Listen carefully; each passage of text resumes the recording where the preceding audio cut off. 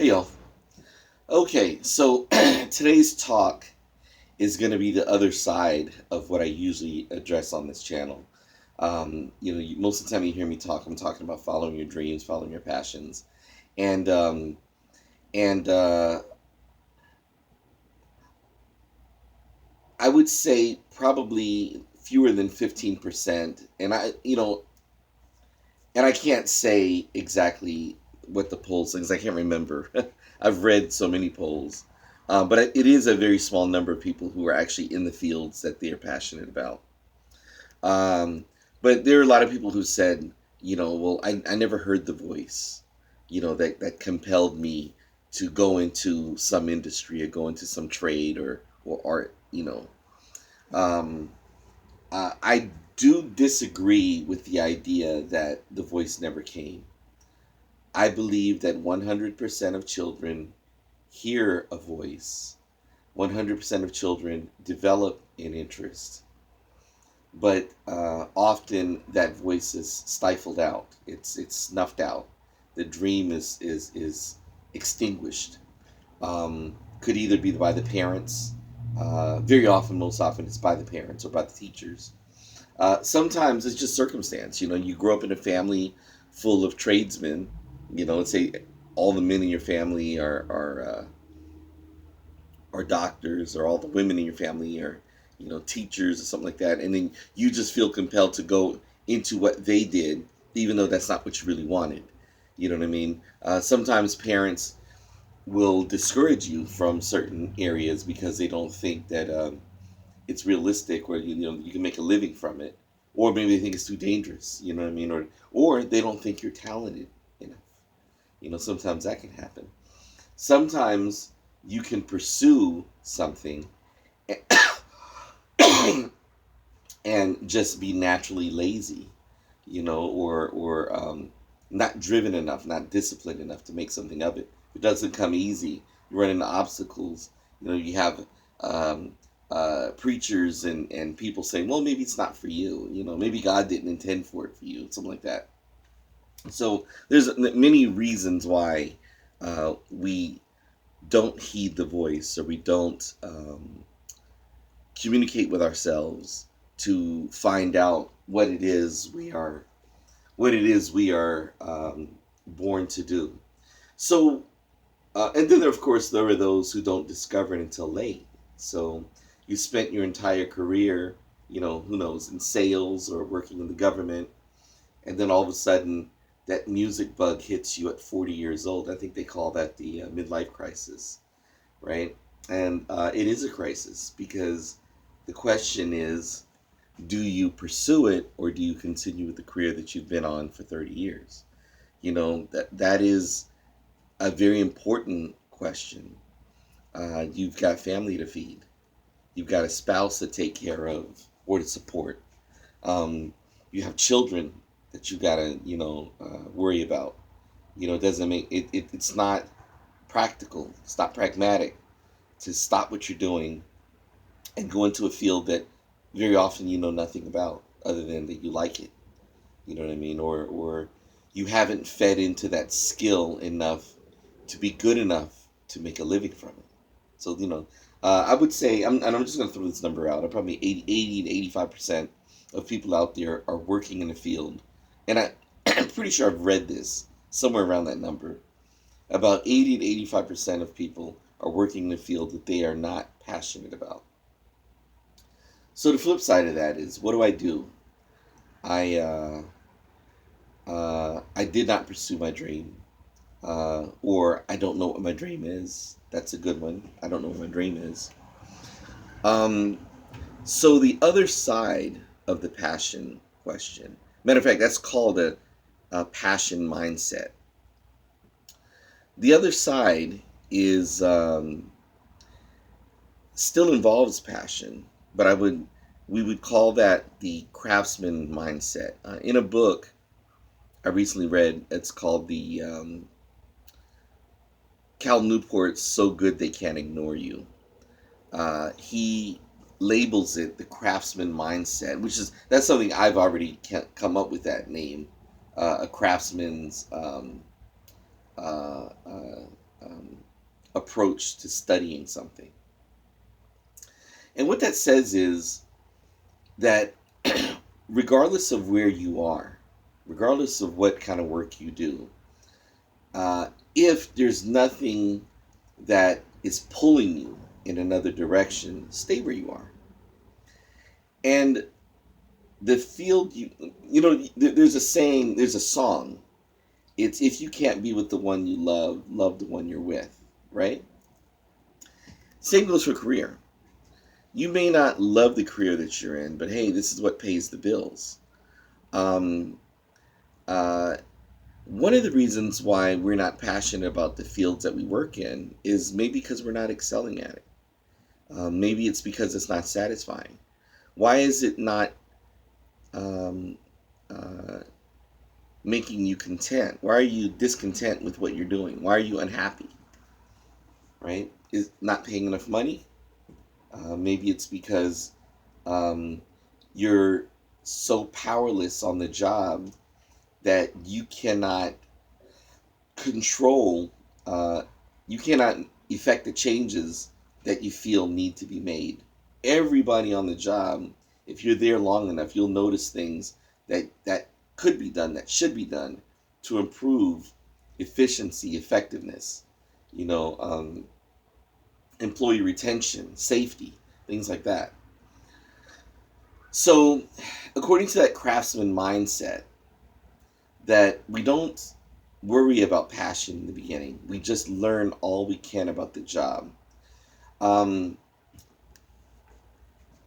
Mastery and perfection are characteristics. They're not necessarily a state of being. They're not necessarily a condition, right? If I'm on the job, I work in construction, I go to work every day, I know what the average guy is supposed to know. The difference between me, who is average, and the guy who is outstanding at the job is not necessarily, did not necessarily start with passion. Both of us could have got these jobs because our dads got us these jobs. But one guy is so much more successful than the other one. Why is that? Is it in his blood? Is he just naturally gifted? And I think I've already told you my idea about the term naturally gifted. I don't believe any of us are naturally gifted in any skill. Some of us take to a skill more than others. But if you look at the degrees, if this is average of people starting in a new field that you know nothing about, some of us, if there's a great interest, might be up here. Some of us who have little interest will be down here. The difference between the person, the novice who is considered a natural, and a novice who is considered average is very minute. But what happens is the one who's considered the natural is often encouraged. He's often told, wow, you're really good at this. You know, he's given more attention because he's slightly better than the others. That gives him confidence. That gives him more motivation to try harder. Where the one who is just several degrees lesser skilled, several degrees lesser talented um, than the one they consider natural, doesn't get as much attention. He doesn't get as much praise. Um, Maybe he or she found it difficult and maybe is easily discouraged, you know, or maybe he's being told, well, you know, you're short. That's why you're not good at basketball. That's what I was told. You're short. It wasn't that I never saw a basketball game growing up. I grew up in Asia. You know, that's not something we watched. We watched baseball and boxing. You know what I'm saying? Sometimes you can be told the wrong thing, and that is a very dangerous thing, by the way.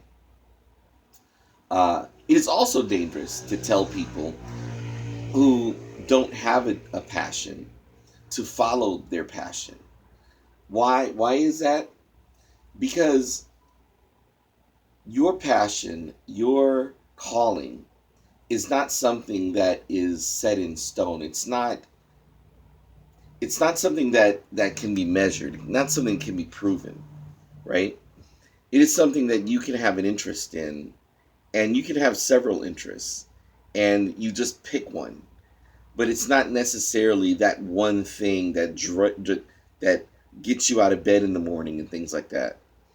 And so when you don't have this overwhelming pull towards a certain craft or industry or skill, it is very easy to become dissatisfied years down the road when it doesn't work out the way that you dreamt of it to be. You know what I mean?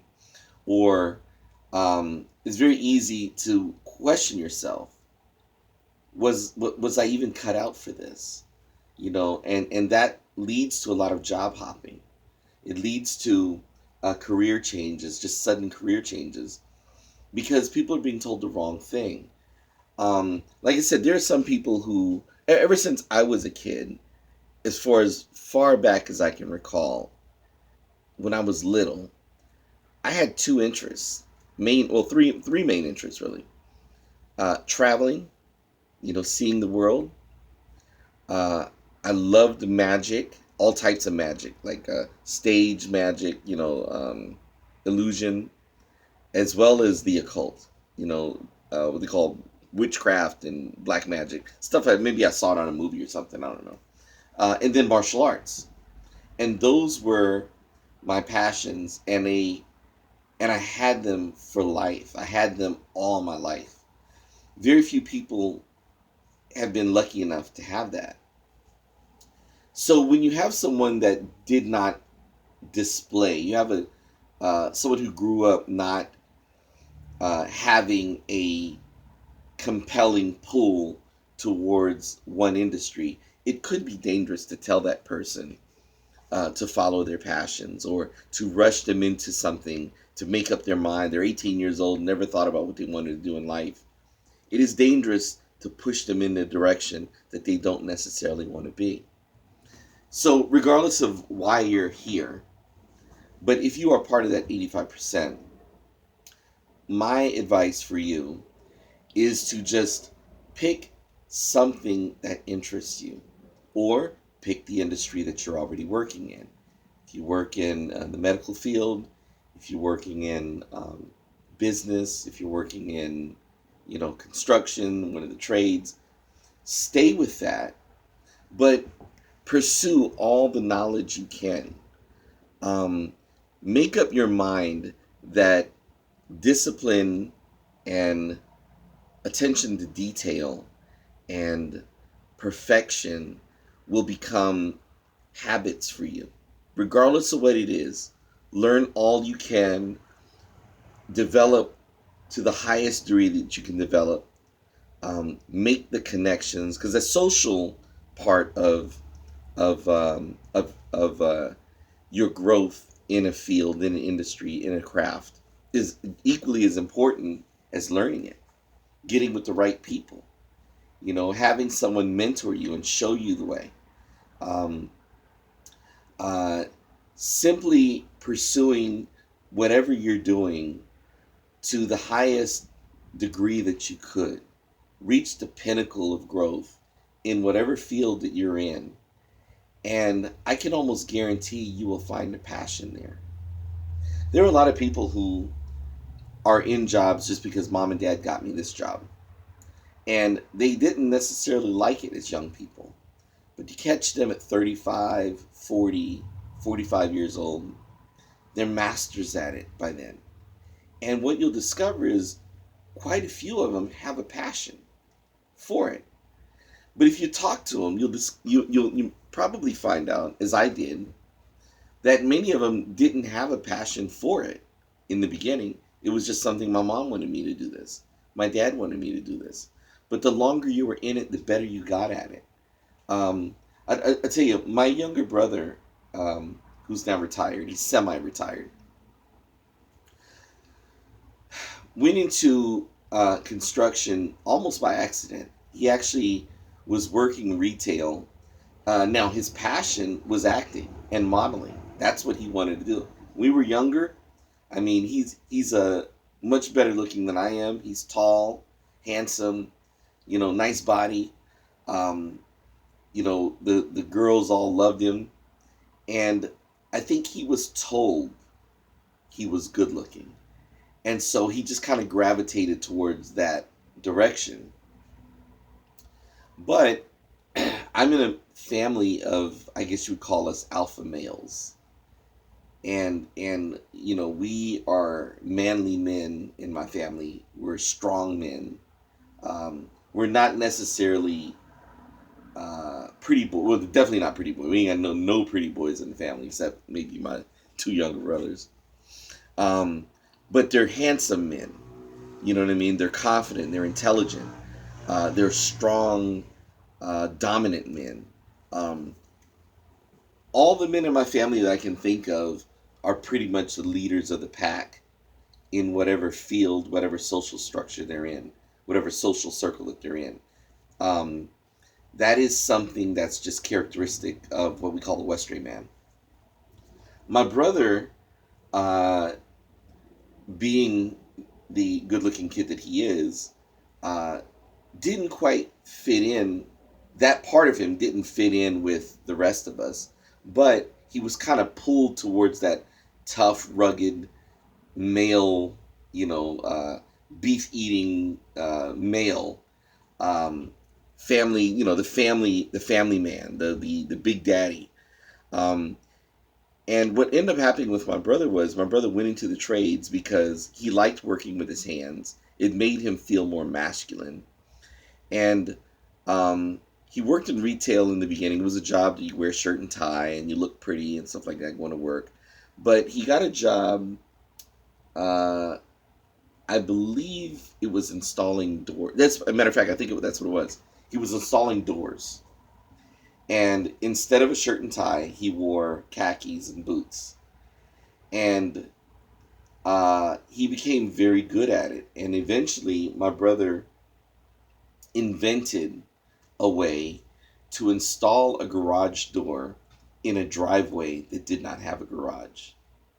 And that became his gimmick to go into business. And now he's a full-fledged construction guy. He does it all, right? Um, and my brother does everything, literally everything. Electrical stuff, drywall. He does all that shit. And it wasn't that he had a passion for it. It's that he was good at it. He made a living at it. He, just being a Westray man, learned all he could, and the passion followed.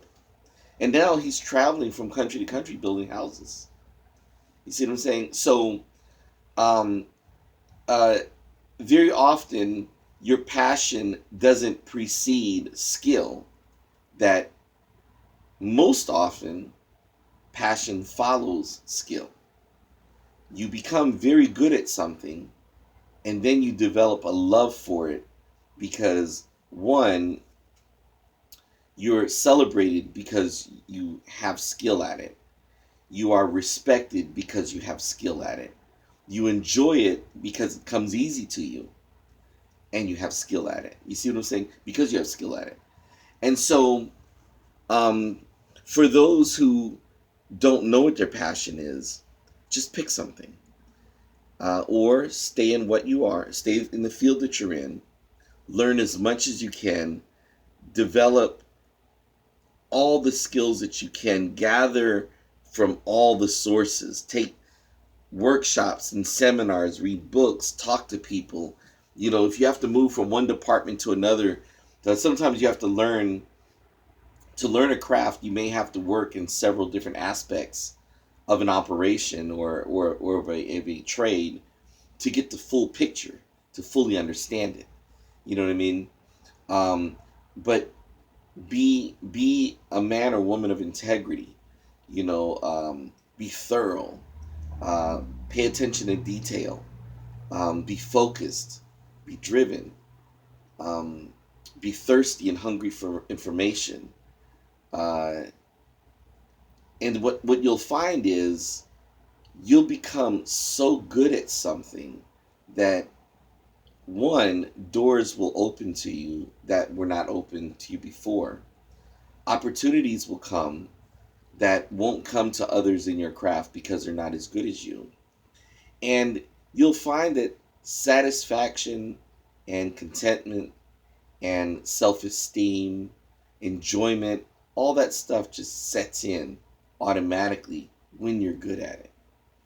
But you have to be satisfied with plugging away and working at something almost mindlessly, diligently, long for long periods of time without a reward, without pats on the back, sometimes without extra compensation, um, just in the pursuit of reaching the pinnacle of your craft. If you have that kind of focus and determination and drive, I can almost guarantee you that you will find your passion right there where you already are. And at that point, life does become, um, life will become fulfilling.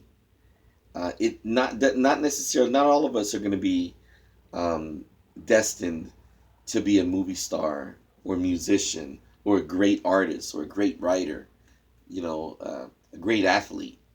Some of us are just going to be damn good at a job, at a career, at a trade. Yeah, it's not very glamorous, but it's not about what the world can do for you. It's what you can do for the world, right? If you focus on what you bring to the industry, what you can bring to the customer or bring to the company you work for, if you focus on that, I guarantee you, I guarantee you that great things will come to you. But if you're looking at, well, this is not satisfying, this isn't entertaining to me, this isn't fun, if you're looking at what that industry can do for you, makes you feel good and things like that, you're going to find yourself perpetually unhappy because you're not doing this because you love it. You're doing this because it makes you feel good. You're doing this because there's a reward in it for you. Don't think that way. Think like a craftsman, not like not like not like a prince who needs to be entertained. You know what I mean? So anyway, that's today's thoughts. Um, if you have a comment, disagree with something, leave it in the comments below. All right, have a good day.